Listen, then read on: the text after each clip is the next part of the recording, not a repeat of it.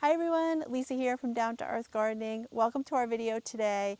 And today we're going to be planting a dwarf Japanese maple. So I have this gorgeous Japanese maple behind me. This one here has been here about 20 plus years. It is in its full glory. We just measured it. It's about 10 feet wide and 5.5 feet tall. And on this property, we do regular maintenance. So Josh prunes it every year and keeps it in great shape, thins it out, and just kind of keeps it a little tighter because honestly, it could get even larger. But it is a stunning specimen, and we're going to plant another one on the opposite side of the walk, which I want to talk about in a little bit.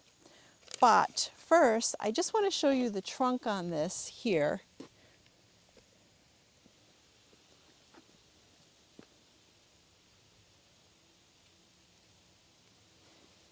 And I want to point out how important it is to properly pick your site and your placement of your Japanese maple before you plant.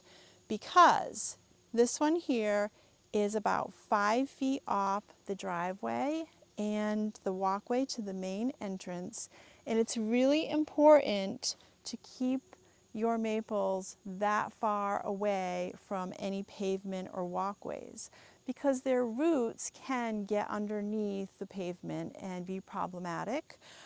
So this is the minimum that you would really want to plant it away from those locations. So we're going to practice good planting methods for our new maple over here, and let's go over here and talk about this a little more. So you just saw that that is a really mature maple, 20 plus years old. And I have to say that they can be really pricey. So we're not going to be planting the same size for an exact match. We're going to be planting something a little more reasonable price-wise, but also a lot easier to plant and get going. And then what we're going to do is over time, we're going to keep shrinking the one over there on the left and letting this one here catch up to it. So they're more of an informal specimen, so we don't have to keep them really sheared or tidy. So it's going to be fairly easy to have them match as long as we have the same or similar variety. So we have this corner right here. This is going to be our location. And like I said, it's very important to pick out a great spot for your maple because you're not going to be moving it. Even if you buy a smaller one, they're still pretty pricey. Okay, so the maple that we're planting today is a Japanese maple dwarf, and it's called Red Dragon. So we're going to show you a little bit more about that in a bit. But we're picking the location, and we just used some marker paint. And we're going to give it this nice area here. And so for prep, we're going to be first removing the sod. So prep is really important. Now for your maple, you want to pick a site that is well draining because it does not like to sit in water and have wet feet. So you're also getting some tips on planting a Japanese maple in a problematic area because this is a bit of a problem when it comes to water. The water runs off the driveway in the walk and comes right down this way, and you can see a little bit of washout here by the edging and in this garden. So what we're going to be doing is mounding this up so the water goes around it. We're going to be using some really nice, well-drained soil, adding a little bit of compost in our screen topsoil, and just mounding this up.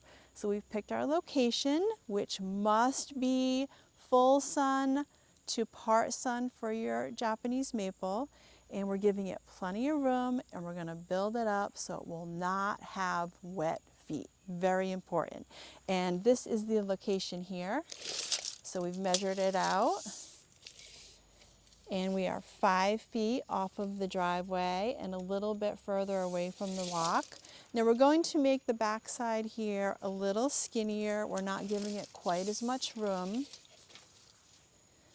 So we're giving it about 4 feet because in the future we can always easily just re-edge this here. So we also want it to look proportionate in its space, and it is quite a bit smaller than the maple on the left. So it's okay to make the garden a little bit smaller if in the future you can enlarge it. We can't change the location of the driveway and the walk, so that is really the most important measurement right here. Okay, what I really want to get to is the planting of this gorgeous dwarf Japanese maple. But first I want to talk a little bit about it. And we brought over the newbie with the mature dwarf maple, and you can see the difference. This is a 10-gallon size, and like I said, this is 20 plus years old. So Red Dragon dwarf Japanese maple, prized for its foliage, so I do want to talk a little bit about it first. You can see this lacy foliage here, and it is a burgundy red. And that is one of the beautiful things about it. It isn't just the texture, but it's the color. And you can see it here on the established maple. And it will even turn a little richer as the weather gets cooler in the fall, and it's deciduous, so it's going to lose its leaves for the winter. But it has a nice weeping habit, and it has some beautiful burgundy stems, and this is the newer growth here. But I would argue that it has appeal all year long. So spring, of course, the leaves emerge, they stay the burgundy through the summer and the fall, loses its leaves, but then because it's a weeping dwarf tree, the form of it in the winter is just beautiful. So I would say it has, you get bang for your buck with this dwarf maple, and you're going to enjoy it all year long. Okay, let's show you how we're going to plant.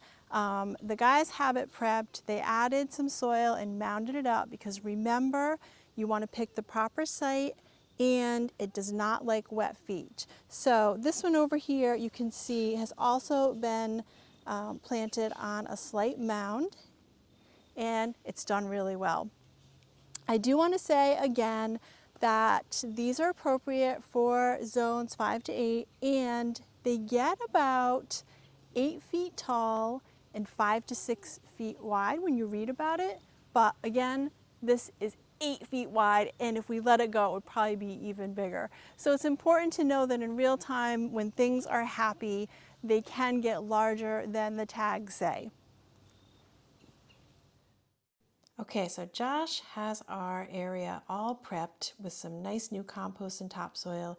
And step 4 is you want to dig your hole about 2 times the diameter of the container that your maple was purchased in, and about 1 1/3 to 1.5 times as deep.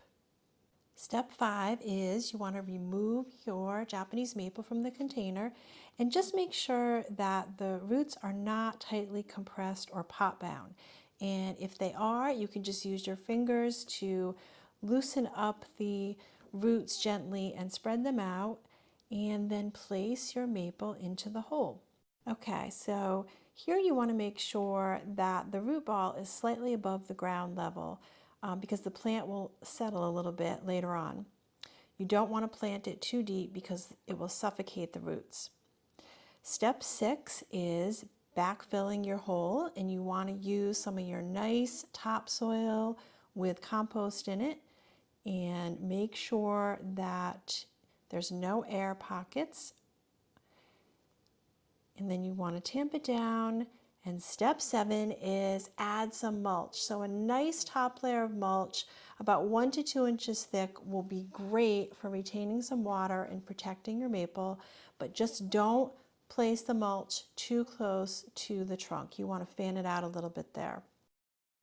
And that's it. Step 8 is you do want to thoroughly water your Japanese maple upon planting it. So give it a good deep soaking, and then you want to water it well 2 to 3 times a week, which means watering down so the soil is moist 8 to 10 inches. So 2 to 3 times a week, and then back off as we get into fall a little bit later, and then stop watering completely late fall. And so this is about when the temperatures are consistently around 40 degrees and below. And that's it. You'll have a beautiful dwarf Japanese maple.